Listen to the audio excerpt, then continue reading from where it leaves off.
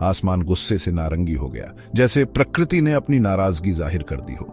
धुएं ने सूरज को ढंक लिया और दिन रात में बदल गया। सिटी ऑफ एंजल्स पर एक अजीब सा समय से पहले का सांझ छा गया, जैसे किसी ने समय को आगे बढ़ा दिया हो। एक जानी पहचानी गंध, तीखी जलती हुई, जिसे नजरअंदाज नहीं किया जा सकता, हवा में भर गई। यह गंध हर किसी को पिछले साल की याद दिला रही थी। लॉस एंजलिस जल रहा था फिर से। यह दृश्य दिल दहला देने वाला था। जनवरी 2025 थी और सूखे से भड़की और तेज हवाओं से चलने वाली एक वाइल्ड फायर शहर के ऊपर की पहाड़ियों से फट रही थी, अपने पीछे तबाही का निशान छोड़ रही थी। यह आग पहले से भी अधिक भयानक थी। ऐसा फिर कैसे हो गया? पिछली आग से क्या सबक सीखा गया था या भूल गए थे? यह सवाल हर किसी के मन में था। इस बार आग लापरवाही से फूंकी गई सिगरेट या बिजली के झटके से नहीं, बल्कि कहीं अधिक सामान्य चीज से शुरू हुई। एक ऐसी चीज जिससे हर कोई वाकिफ था। एक फॉल्टी पावर लाइन जिसके फ्रेड वायर्स सूखी झाड़ियों में स्पार्किंग कर रहे थे। ये एक छोटी सी गलती थी जिसने इतनी बड़ी तबाही मचाई। कई सालों से कम बारिश होने के कारण कभी हरी भरी पहाड़ियां अब आग पकड़ने के लिए तैयार टिंडर बॉक्सेस में बदल गई थी। यह एक टिकिंग टाइम बॉम्ब था। आग जो पहले छोटी थी जल्दी से बढ़ गई। तबाही की उसकी भूख इनसेशबल थी। यह आग रुकने का नाम नहीं ले रही थी। वर्दुगो माउंटेन्स के पास होने के कारण वर्दुगो इन्फेर्नो नाम की आग एक भयानक तमाशा बन गई जो मीलों तक दिखाई दे रही थी। यह आग एक चेतावनी थी। आग की लपटें नाचती और उछलती रहीं, अपने रास्ते में आने वाली हर चीज को खा गई। यह आग किसी को नहीं बख्श रही थी। घर, बिजनेसेस, यादें, सब कुछ पलक झपकते ही राख में बदल गया। यह एक ऐसा दृश्य था जिसे कोई भी भूल नहीं सकता। यह सिर्फ एक डिजास्टर नहीं था, यह एक रेकनिंग था। यह एक चेतावनी थी कि हमें प्रकृति के साथ खिलवाड़ नहीं करना चाहिए। सांता एना वाइंड्स, रेगिस्तान की कुख्यात आग की सांसें नई नई लगी आग पर पूरी ताकत से टूट पड़ी। पहाड़ों से नीचे आती हुई उन्होंने आग को एक मैनेजेबल न्यूसेंस से एक अनस्टॉपेबल मॉन्स्टर में बदल दिया। हवाएं सूखी और गर्म एम्बर्स को ऊपर ले गईं, जैसे आग के बीज उन्हें दूर दूर तक फैला दिया। नई आग लग गई, मानो हवा से ही हर एक ओरिजिनल ब्लेज की एक भूखी संतान। फायर फाइटर्स, अपनी जान जोखिम में डालने वाले बहादुर लोग, आग के खिलाफ बहादुरी से लड़े। लेकिन सांता एना से भड़की आग उनके हर प्रयास का मजाक उड़ाती हुई उनकी हर चाल से आगे निकलती दिख रही थी। आग की लपटें हाईवे से कूद गईं, जिससे आग की दीवारें बन गईं, जिसने मोटरिस्ट को उनके व्हीकल्स में फंसा दिया। वे कैनियंस से होकर दौड़े, अपने पीछे केवल झुलसी हुई धरती और पेड़ों के कंकाल छोड़ गए। आग कई दिनों तक भड़कती रही, सूखी वनस्पतियों से भड़कती रही और तेज हवाओं से चलती रही। ये भयानक गति से फैल गई, हजारों एकड़ को खा गई और शहर के बीचों बीच पहुंच गई। धुएं और राख से भरी हवा ने एक अपोकालिप्टिक रूप ले लिया। सूरज जब कभी दिखाई देता था तो धुंधले आसमान में ब्लड रेड रंग का गोला था। धुएं की गंध भारी और तीखी शहर के हर कोने में फैल गई। पार्टिकुलेट मैटर से भरी हवा एक हेल्थ हैजर्ड बन गई, खासकर बुजुर्गों, बहुत छोटे बच्चों और सांस की समस्या वाले लोगों के लिए। हॉस्पिटल्स स्मोक इनहेलेशन और एस्मा अटैक से पीड़ित मरीजों से भर गए थे। सांस लेने का साधारण काम भी एक संघर्ष बन गया।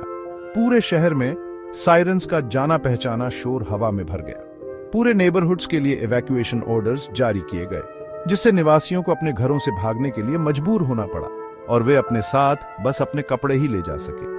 हाईवेज एक डेस्परेट एक्सोडस से भरे हुए पार्किंग लॉट्स बन गए। शहर पर डर और अनिश्चितता छा गई। स्मार्टफोन्स पर कैद की गई और दुनिया भर में प्रसारित की गई डिजास्टर की तस्वीरें आग के ह्यूमन टोल को दिखाती हैं। परिवार शेल्टर्स में दुबके हुए थे, उनके चेहरों पर चिंता साफ दिख रही थी। बच्चे जो केओस में अपने माता पिता से बिछड़ गए थे, दिलासे के लिए रो रहे थे। धुएं से भरी हवा में सांस लेने के लिए संघर्ष कर रहे बुजुर्ग हवा के लिए हाँफ रहे थे। आग ने किसी में भेदभाव नहीं किया।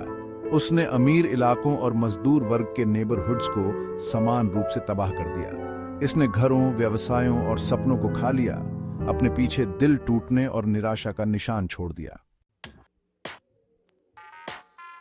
Nature's last stand a scar on the landscape. This is a story of devastation, resilience and the long road to recovery. अपनी insatiable भूख में आग ने न केवल घरों और व्यवसायों को बल्कि प्राकृतिक दुनिया को भी निगल लिया। Flames reached out like hungry beasts, consuming everything in their path. जंगल के विशाल इलाके जो कभी वाइल्ड लाइफ के लिए सुरक्षित ठिकाने थे, स्मोल्डरिंग ruins में बदल गए। The once vibrant ecosystem now lay in ashes, a shadow of its former self. Los Angeles की सड़कों पर लगे आइकॉनिक पाल्म ट्रीज जो शहर के ग्लैमर और रेजिलियंस के प्रतीक थे, झुलसे हुए और बेजान खड़े थे। Their charred remains stood as silent witnesses to the destruction.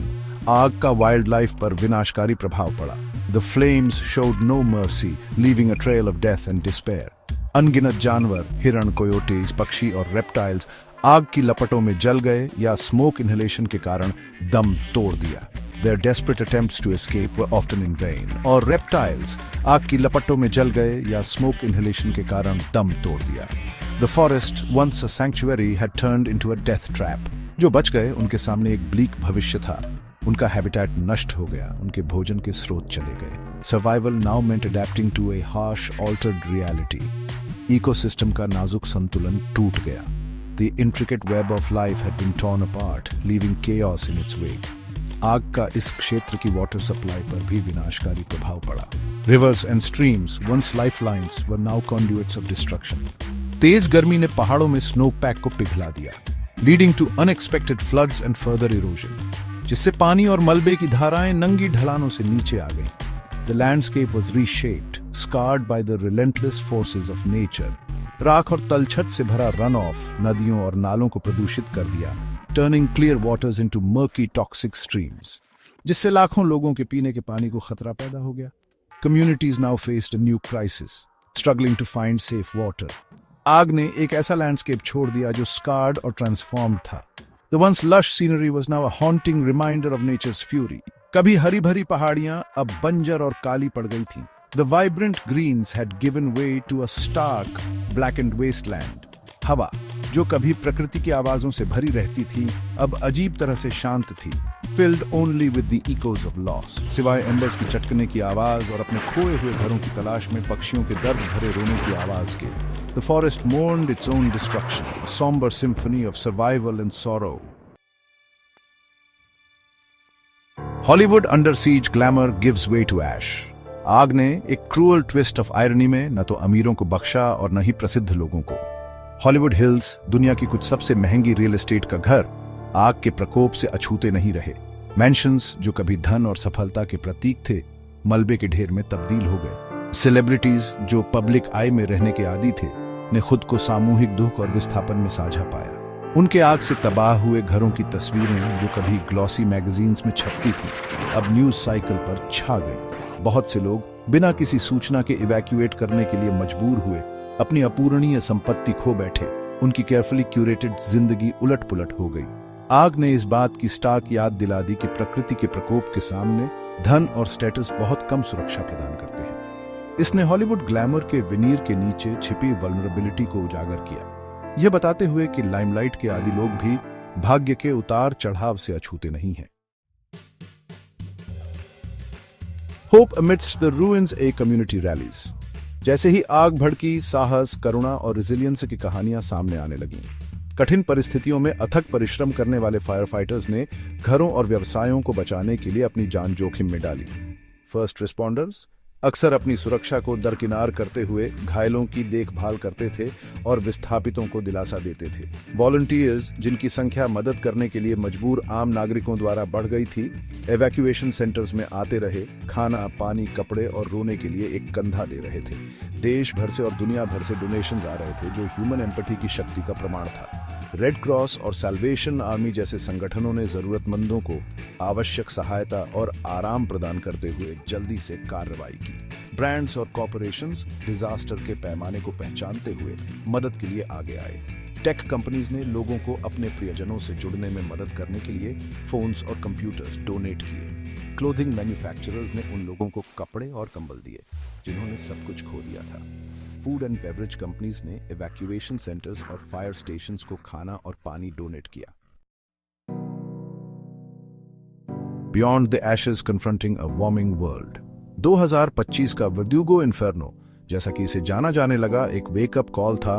एक वार्मिंग वर्ल्ड में वाइल्ड फायर्स के बढ़ते खतरे की एक स्टार्क याद दिलाता था। इसने comprehensive community based wild fire mitigation strategies की तत्काल आवश्यकता को रेखांकित किया, जिसमें defensible space creation, controlled Burns और अर्ली वार्निंग सिस्टम्स शामिल हैं। इन उपायों का उद्देश्य न केवल आग को रोकना था, बल्कि समुदायों को अधिक रेजिलिएंट बनाना भी था। लेकिन आग ने एक गहरे, अधिक असहज सच पर भी प्रकाश डाला, क्लाइमेट चेंज और एक्सट्रीम वेदर इवेंट्स के बीच की कड़ी।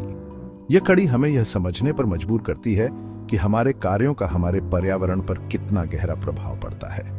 बढ़ते वैश्विक तापमान से बढ़े हुए कई वर्षों के सूखे ने आग के लिए परफेक्ट कंडीशंस पैदा कर दी थी। आग अपने विनाशकारी प्रकोप में खुद प्लैनेट का एक संदेश थी, एक चेतावनी जिसे अब नजरअंदाज नहीं किया जा सकता था। यह चेतावनी हमें हमारे भविष्य के बारे में सोचने पर मजबूर करती है। पुनर्निर्माण की प्रक्रिया लंबी और कठिन ने एनवायरनमेंट के साथ हमारे रिश्ते पर पुनर्विचार करने का अवसर प्रदान किया। यह सस्टेनेबल बिल्डिंग प्रैक्टिसेस को अपनाने, हमारे कार्बन फुटप्रिंट को कम करने और रिन्यूएबल एनर्जी सोर्सेज में निवेश करने का मौका था। यह एक कलेक्टिव एफर्ट की मांग करता है। यह स्वीकार करने का समय था कि हम न केवल इस प्लैनेट के स्टीवर्ड्स हैं, बल्कि इसके निवासी भी हैं, और हमें अपनी जिम्मेदारियों को गंभीरता से लेना होगा। एक कॉमन डेस्टिनी साझा करते हैं। ये डेस्टिनी हमें एकजुट करती है। वर्दुगो इन्फर्नो की राख में न केवल विनाश था, बल्कि आशा के बीज भी थे। यह आशा हमें आगे बढ़ने की प्रेरणा देती है। वे एक याद दिलाते थे कि अकल्पनीय नुकसान के बावजूद मानव भावना कैलिफोर्निया शापारल की तरह रिजनरेट, अडैप्ट और थ्राइव करने की एक अद्भुत क्षमता रखती है। यह क्षमता हमें एक बेहतर भविष्य की ओर ले जाती है।